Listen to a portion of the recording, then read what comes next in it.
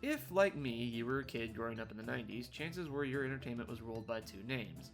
The first, of course, was Disney, with their yearly animated film releases during the Renaissance age of animation, giving us classic films like The Little Mermaid, Beauty and the Beast, Aladdin, and more. These films pretty much ruled most, if not all of us, when it came to theaters and home movie viewing. But when it came to what we watched on the TV itself, there was really only one name we 90s kids cared about: Nickelodeon. Nickelodeon was a major part of the entertainment of many kids growing up during the late 80s to mid 90s. Much of the cartoons we know and love came from this channel, along with a host of other programs and even films that made up a large part of our collective childhoods. Many of us have very fond memories of watching shows like Rocko's Modern Life or Rugrats and enjoying the characters and their adventures. Even now, as most of us are adults, many with kids of our own, we still often fondly reminisce over these shows, especially the adult jokes that we didn't catch the first time around. It's a channel that stuck with us through the years, and it's with this in mind that I bring you this retrospective look at the channel and its programming that brought joy and humor to an entire generation of kids. Now, this is going to be a lengthy retrospective, as I intend to look at most of the shows that aired on the channel, from the game shows to the Nicktoons. I'll be dividing the retrospective into different sections, with each show getting an episode.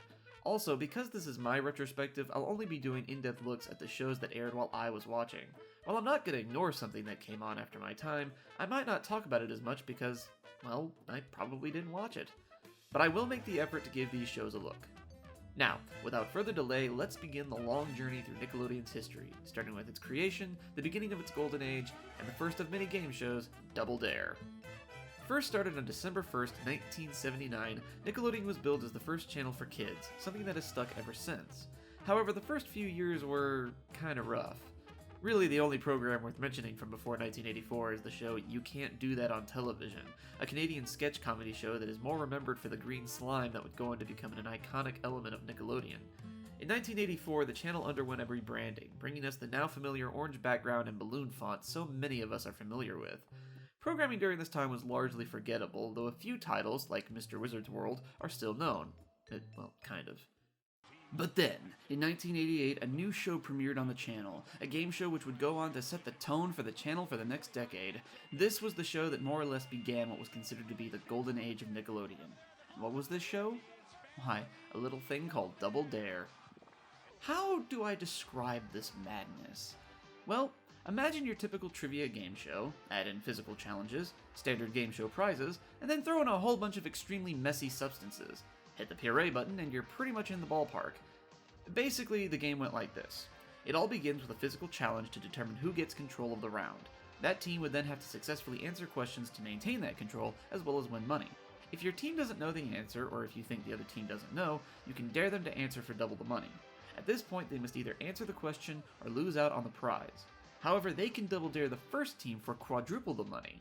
If the controlling team gets hit with a double dare, they either had to answer or compete in a physical challenge. Incorrect answers on a dare or double dare resulted in control of the question going to the other team, as well as the money. Naturally, almost everyone only really remembers the physical challenges, and it's not hard to see why. These challenges were insane. Most of them involved filling some sort of container up to a line with some sort of strange substance, which could range from rice to water to milk, or, of course, the green slime. For example, there's this challenge, which involved two team members having to hook up a balloon filled with something, and moving it around some sticks and setting it in a container on the other side. If the balloon broke, they had to go back and get another, all within 30 seconds. This is just an example of the insanity that was present on this show, and we ate it up. This craziness went on for 2 rounds, with all money values doubled in round 2. At the end of the second round, the team with the highest score went on to participate in the obstacle course. Oh, the obstacle course. This was the crown jewel in the show. Basically, the team had to work together to get through a course of 8 obstacles, each of which had a flag to be collected, which was either at the end of the obstacle or hidden somewhere inside, all within 60 seconds. With each flag collected, the team could win bigger and better prizes, culminating in a grand prize, usually a scholarship or a trip to space camp. Because, space camp was apparently pretty kick-ass back then. The obstacle course is the highlight of this show. I mean, how could it not be? Some of the obstacles were pretty normal, like monkey bars, but others were just strange.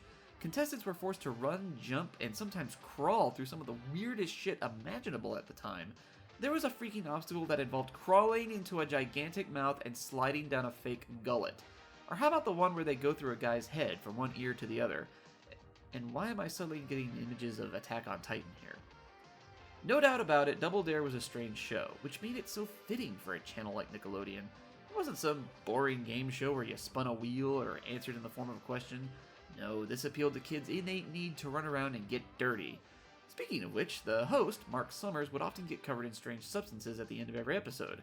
Now, this might not seem strange, considering the channel and the show, but get this, Marc Summers has severe OCD, like constantly messing with things to make them perfect levels of it.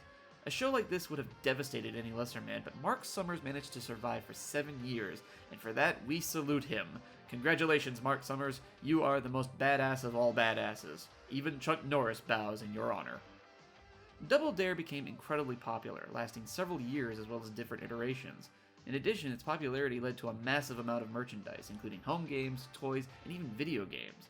Millions of kids would regularly tune in to watch the madness, as well as wish we were on the show competing as well. Not necessarily for the prizes, but definitely for the fun. As the first of many shows that would cement Nickelodeon as a network for kids, Double Dare has a special place in the hearts of those of us who are old enough to remember watching it. For many, it was our first foray into game shows, and I imagine quite a few of us were disappointed with the more mature game shows when we realized that no slime was involved.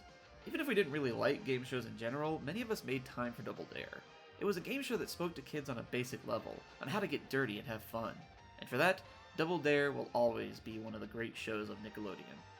Just remember to have a fresh change of clothes when you're done playing. Oh, but this is only the beginning, folks.